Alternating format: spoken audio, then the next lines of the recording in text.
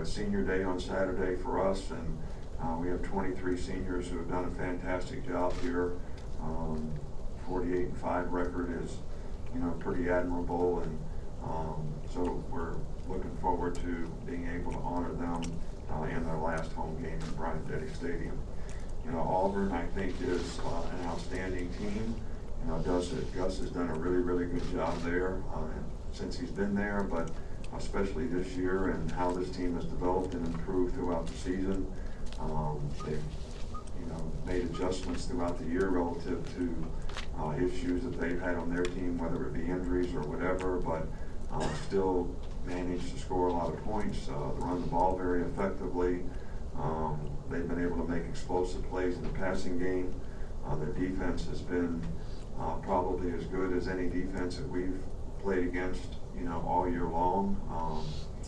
They're very good up front. They've got good pass rushers. They create negative plays. They play good in the back end. They're very well coached. Kevin has done a really good job with them. I think Carl Lawson and Montravius Adams are, especially a handful, up front. And I think, they do what they do on offense regardless of who plays quarterback, and they've been able to do that pretty effectively, all year long relative to how they've been able to run the ball on people and make explosive plays in the passing game. So they got probably one of the best place kickers in the country in Daniel Carlson, and this is a very, very good team.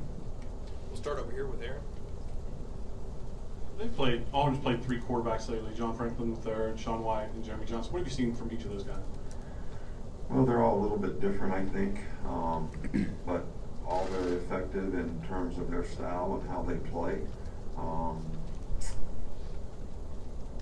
Sean White probably was the most effective guy throwing the ball consistently, go with their running game, but also pulled the ball on some of the quarterback runs and made plays and was very efficient and effective. The other two guys are very athletic and very capable of running at any time, scrambling at any time, making plays with their feet at any time, running the quarterback runs that they have in their offense, as well as making plays passing. So I don't see a whole lot of difference in the guys. I don't like to compare people, but we all think that we all respect each and every one of their abilities to make plays at their position. Okay, we'll come back over here with Michael. First off, how's Cam Robinson, Corn Ferber, how they doing anyway? I think those guys are better than expected. I don't know that they'll be able to practice today, but we'll have everybody back on the practice field tomorrow. And with Auburn, they're passing the ball about as little as any team in the country. How difficult is that to prepare for on the front end, the back end, for a team that just runs the ball most of the time? Well, I think that they do run the ball, but they run it because they're very good at running it and they're very effective doing it. But they also have threats outside, and because they run it, I think it makes it very difficult to defend some of the shot passes that they take relative to their play action game and their ability to make explosive plays in the passing game. And I think that's one of the keys really is to how do you stop the run, but not do it at the expense of giving up explosive plays in the back end. Back up here in the front with Mark. I just want to ask you about your running back position. What's the overall health of guys like Bo and Damien, and how are they progressing? Well, Damien's fine. I mean, there's nothing wrong with him. He played in the last game, and Bo should be back this week. Bo could have played in the last game. He made a decision, and I talked to Bo before the game. He practiced. He wanted to play. I said, "Look, Bo, we're going to use you in the game if we need to," which to me meant if one of the other guys got hurt and we needed another runner in the game, we would have played him. So he should be fine this week and able to practice a little bit more and maybe get himself a little more game ready. Back on the left with Rayner. How would you assess the state of the offensive line at this stage of the season? Well, I think the offensive line, I said Thursday night on my radio show, was, if I had to say what was the most improved part of our team, that was it. And but I don't think that we played especially well in this past game, and I certainly think we'll have to play a lot better in this game against the quality of people that we're playing against to be effective. Back over here with Taryn. It's been about a month since an opponent has scored against your defense. How has the unit as a whole improved since the beginning, and what's enabled them to keep people out? Well, I think the guys have played well together. They've had a good competitive spirit. They've prepared pretty well.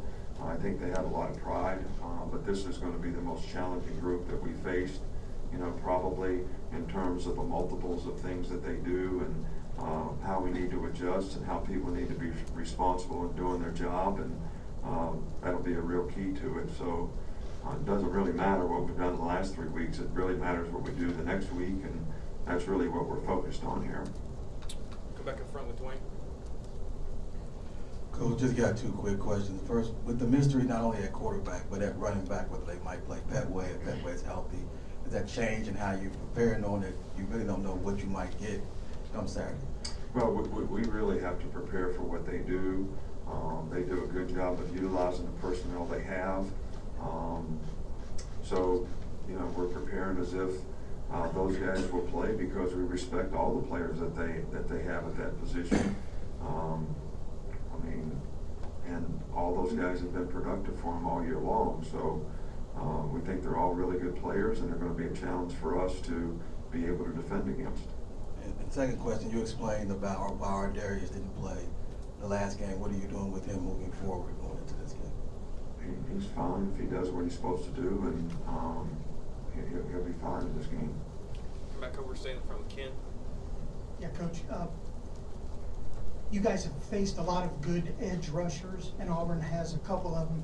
But talk about their strength on the defensive line across their whole front, and how does that group stack up with some of the others? Well, I think this is probably the best front we've played against. I tried to allude to that in my opening comments. This may be the best defense we played against all year. This is one of Auburn's better defenses, not to make comparisons, that we played against since we've been here.